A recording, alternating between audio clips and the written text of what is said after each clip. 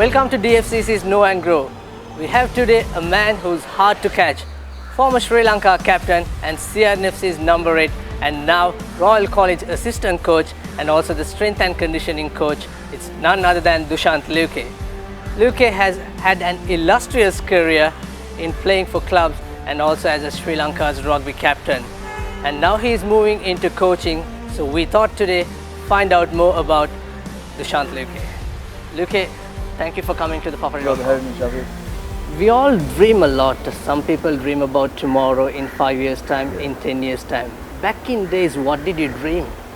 Actually, at the start of my career playing for Sri Lanka, one of my biggest dreams was to maybe one day play in a World Cup with the national side. We actually managed to qualify in 2001 for the Junior World Cup, so that was kind of like a dream come true. But making it with the Sri Lanka side would have been, awesome. So, yeah.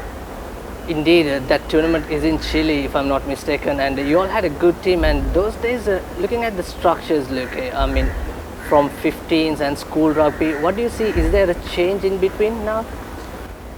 Actually, the structures I think have grown, especially in 2000 and this current season, because as you know now, we are in the final 2 weeks and still the league is up for grabs. So that kind of says the quality of the teams that we have coming up against. So every week is tough, and I think the competition has grown from those days up till now, which is good for the sport and also good for under 20 Sri Lanka rugby. You have had a long-lasting season as a player, as a schools player, as a club player and as a national player. What's your defining moment in your career? I think captaining the national side is, right up there, and also winning the Asian Five Nations for the first time in 2010. So that's really big, and beating Kazakhstan for the first time, beating Singapore for the first time, beating Chinese Taipei away for the first time. I think those wins are pretty big, and I hold them pretty close to my heart. While you talk about those glory days, Dushanth, now are you worried that Sri Lanka is playing in Division 1 level in the Asian circuit? I'm not worried because I think we still have the material to make it to the top, and I think the current team has prepared quite well with what they have, and even the lineup looks pretty solid. They still got some senior guys who are experienced enough to bring this home. And even I know the coach pretty well. Trinitys, he's been good. So I think they got what they take to make it to the next stage. Well, in your royal colours, undefeated champions in 2002. Your thoughts? Yeah, that was a very special year for us, because coming into the season we had maybe 12 colorsmen, and even the previous year we were unbeaten, although we were unable to win the league because of a policy decision that we didn't play Thurston on. So coming into the season, we knew we had a pretty good side, and also Coach Laga did a marvelous job that year, and the boys also gelled with him. We had a pretty good team culture, and going into the Bradby, we didn't have any records in mind. We just wanted to go there and play our best in our final year, and the result just took care of itself. Well, now, Coach, of course, Lewke, with the different success you are getting into, is almost your 5th year running with a Royal College. How do you see your coaching philosophy? How do you describe it? The main thing what I want to do is I want to help the players grow, on and off the field. So I want to help them become the best that they can be, as well as athlete and as well as a person. So if we achieve that, that's a great thing. All Blacks have this saying, good men make good All Blacks. So if we can achieve that with our players, I think we're on the right path. Good men make good All Blacks, good boys make good Royal College rugby. Yes, exactly. Yeah. Indeed, it's relevant to anywhere, isn't it? Yeah. In any organization, I think that's pretty practical. If you have guys who are willing to, do the hard work, and who are also coachable, and who are also willing to lesson, and yeah, I think half of your job is done. I mean, you just have to guide them in the right path and they'll just take it. And also talking about your coaching, Dushanth, now your players getting injured quite frequently. We see so many injuries coming through the ACLs, etc., etc. But you also you're a qualified rehab personnel. Yeah. Talking about that.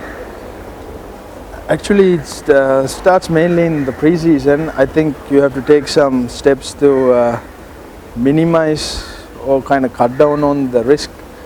But having said that, I mean, you can't prevent things like ACL. Even at the highest level, you get players getting injured, and now with the schools competition so tough and the intensity is so high, it's very hard to keep players from getting injured. But I think you can take some measures to try and minimize the damage that it might cause to your players.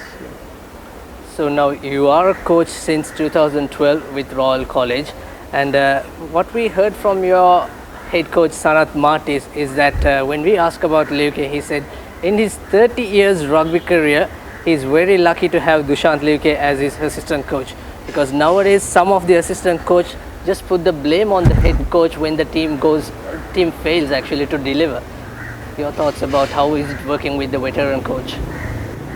It's been good. I mean, I've learned heaps because he's 30 plus years of experience. It's massive, and it's done wonders for Royal College Rugby. And you know, the way he reads the game is sometimes 3-4 steps ahead on how we see it. And he has also helped me on making the step from making the transition from player to coach, because how you look at the game as a player and then how you look at the game as a coach, you know, it's two different things. So I mean, he has groomed me in those areas, in you know, how to start reading this and how to approach this game in a coach point of view.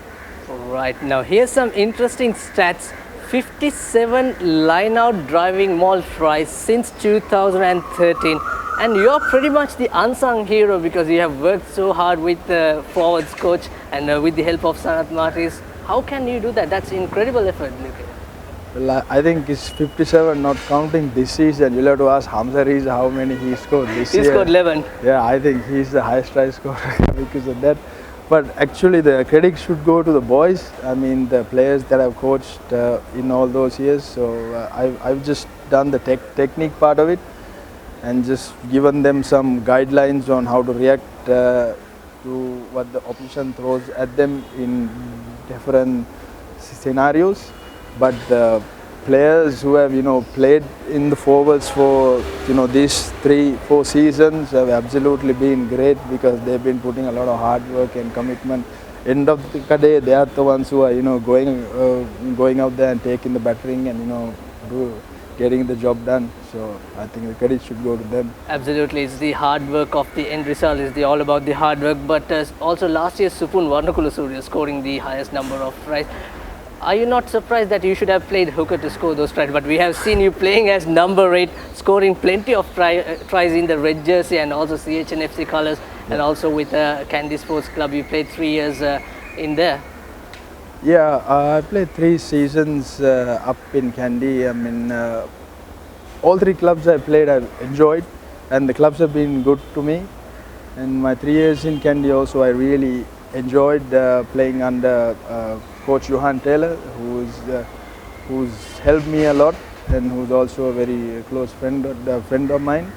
And same with Sia. I mean, I played under my school coach Laga there. I mean, also I enjoyed that. I have lots of friends in both clubs. So I mean, yeah, it's been good. And also talking about Bradby, just a week on, you all didn't do really well in the first round of this year's Singer Schools Rugby League, Dushanth, but you have well peaked on right time. Do you think so? It's hard to say that we are peaking, because I know we've been playing relatively okay in the past couple of weeks, but the Bradby is a different ball game. And I think even Trinitys is pretty focused on what they need to do, and we are pretty focused on what we need to do. And so it's hard to judge, how the teams are going to play on the Bradby Shield, because both every Trinity rugby player and every Royal rugby player, their dream is to play in the Bradby and to win the Bradby.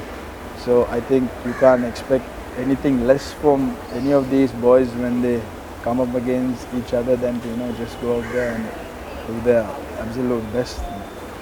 When Gary Lineker interviewed the Liverpool manager Jurgen Klopp, when you leave some players out of your squad, do you tell the players why? The answer he gave is that if it's a game on Sunday, I won't say anything, they can ask me on Monday. There's a huge squad in the Royal team. If you leave any players out, what do you tell the players, or do they ask you why? I think it's the way we run practice and the way we run our structure is self-explanatory. I think the boys know that if they are left out, they haven't been doing their fair share. So I think most of the boys, when they get left out, they have a clear understanding of why they got left out, because if you watch the video on Monday, then it's pretty clear that which boys have been putting their body on the line. So I think and also Martis and myself, we are pretty close to the players, so we sit down and maybe have a one-on-one with them and say, son, these are the areas that you have to look at, and then come next week, if you get these things sorted out, then you'll be probably back in the side, or at least have a very good chance in making the starting lineup. Well, we take that coach's fault, but nowadays we also see it's the referee's fault. So many news coming blaming the referee in the media. Your thoughts? Well, it's hard to, when a game goes wrong, it's just hard to single out one person. I mean, let it be a ref or a linesman or a coach or a player or something, because it has so many other contributing factors towards it. I mean, the ref could have made a wrong call, but a boy would have probably knocked the ball on a few faces back, things like that. But having said that, I think the refs have done a pretty good job so far. I mean, with the limited amounts of refs that we have also, because we don't have a large number of refs, and so we have to really thank the guys who are turning up on every weekend also to blow these games. So there is always room for improvement. I mean, whether you're a ref or a player or a coach or in every aspect. So I think what is important is that once you make a mistake, that you go back and take time, to try and correct yourself and better yourself in the coming weeks. Absolutely, very good point, Dushanth. And finally, we just want to ask you, for a royalist, it is the league or the Bradby? As a royalist, I would say the Bradby, but as a coach, it would be nice to win the league as well, moving towards the Bradby. I mean, like I said, in 2002 and 2001 we were unbeaten, but we didn't win the league. So I mean, as a royalist, Bradby is our main focus. I mean, it's been our prime thing for so many years, because it's very prestigious to us and to Trinitians as well, and the camaraderie we share with the Trinitians and the entire build up towards the Bradby, it's awesome. So but as a coach, winning the league, it's always a plus, and it's also something that the players can hold close when they get older in life. All right, thank you very much, Dushanth Lewke, for your contribution and time being here, and we wish you all the very best for the upcoming league finals as well as the Bradby first leg and second leg. Thank you very much, Ravi. Good to have you here. Thanks a lot for having me. So that's a DFCC Know and Grow. Dushanth Lewke, the former Sri Lanka captain and the current Royal assistant coach and strength and conditioning coach, talking to www.thepapare.com. And I'm Sabir Kadir, signing off, sharing the passion.